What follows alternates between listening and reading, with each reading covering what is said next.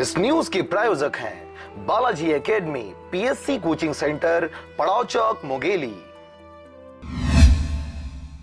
छत्तीसगढ़ में भोजली विसर्जन को मितान दिवस के रूप में मनाया जाता है। बेमेतरा जिले के ग्राम जैतपुरी में पारंपरिक भोजली विसर्जन का त्यौहार मनाया गया। वहीं ग्राम जैतपुरी में बाजे गाजे के साथ भोजली को विसर्जित किया गया।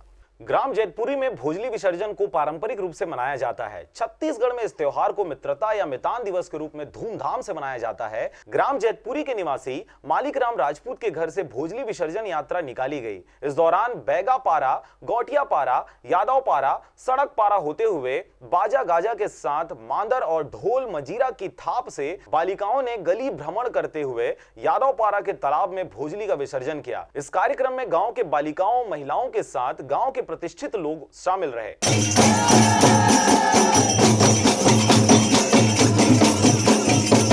संबलपुर से रंजीत बंजारे के साथ ब्यूरो रिपोर्ट, आरजे रमझाझर।